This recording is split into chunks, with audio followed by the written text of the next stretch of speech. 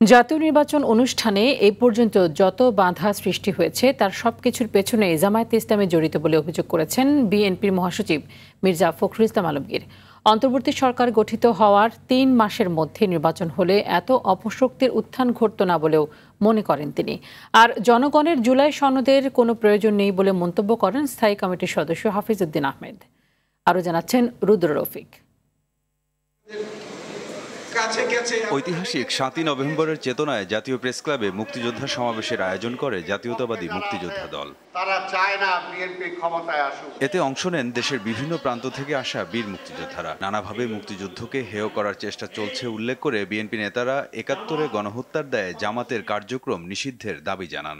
গণহত্যা, নির্মম নির্যাতন, নিপীড়ন, ভোটাধিকার হরণ, এই জন্য যদি আওয়ামী লীগের কার্যক্রম নিষিদ্ধ হতে পারে তাহলে ৭১-এর গণহত্যা, ধর্ষণ, নারকীয় হত্যাযজ্ঞের কারণে জামাত ইসলামকে নিষিদ্ধ করতে হবে। বিএনপির স্থায়ী কমিটির সদস্য হাফিজ উদ্দিন আহমেদ বলেন, জুলাই সনদের চেয়েও দেশের মানুষের এখন বেশি প্রয়োজন একটি সুষ্ঠু নির্বাচন। জুলাই সনদ দেশের জনগণের প্রয়োজন নাই। জুলাই সনদ হয়তো কিছু কিছু ব্যক্তি যারা এখানে উপদেষ্টা হয়েছেন, যারা ভবিষ্যতে বাংলাদেশে বসবাস করতে গেলে অনেক প্রশ্নের সম্মুখীন হবেন, তাদের জন্য হয়তো এই জুলাই সনদের প্রয়োজন আছে। বাংলাদেশের প্রয়োজন একটি নির্বাচন। দলের মহাসচিব মির্জা ফখরুল ইসলাম আলমগীর বলেন, পরিকল্পিতভাবে কিছু গোষ্ঠী ৭১-কে ভুলিয়ে দিতে চায়, যার কোনো সুযোগ নেই। ১৯৭১ হচ্ছে আমাদের অস্তিত্বের কথা, আমাদের পরিচিতির কথা, আমাদের স্বাতন্ত্র্যের কথা। ছাত্র গণঅভ্যুত্থানের পরে ৪-৫ দিনের মধ্যে সবাইকে আমরা বলেছিলাম ৩ মাসের মধ্যে আমরা নির্বাচন চাই। কেন বলেছিলাম?